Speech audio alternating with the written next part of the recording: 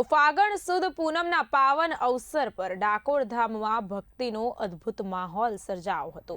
વિશ્વવિખ્યાત ડાકોર રણછોડરાયજી મંદિર ખાતે રાજ્યના નાયબ મુખ્યમંત્રી હર્ષ સંઘવીએ પવિત્ર દર્શન કરી રાજ્યના સુખ સમૃદ્ધિ માટે પ્રાર્થના અર્પણ કરી હતી।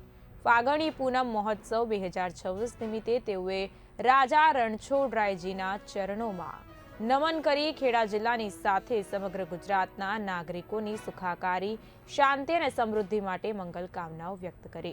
મંદિર પ્રાંગણમાં ભક્તોની વિશાળ ભીડ વચ્ચે આધ્યાત્મિક ઉલ્લાસનો માહોલ જોવા મળ્યો હતો। આ પ્રસંગે વહીવટી તંત્ર અને જિલ્લા પોલીસ વિભાગ દ્વારા મંગળા આરતી સાથે ધ્વજારોહણ વિધિ પણ કરવામાં આવી હતી। અમદાવાદ રેન્જ આઈજી વિધિ ચૌધરી, કલેક્ટર અમિત પ્રકાશ યાદવ તેમજ ખેડા એસપી સહિતના ઉચ્ચ અધિકારીઓએ પણ મંગળા આરતીનો લાભ લઈ પૂજા અર્ચના કરી। ફાગણ પૂનમના અવસર પર ડાકોરમાં સુરક્ષા અને વ્યવસ્થાની ખાસ કાળજી લેવામાં આવી હતી।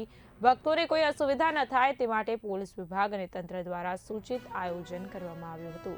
આ પવિત્ર દિવસે રાજા રણછોડરાયજીના દર્શન કરવા રાજ્યભરમાંથી હજારો ભક્તો ઉમટ્યા હતા અને ભક્તિભાવથી મહોત્સવની ઉજવણી કરી હતી।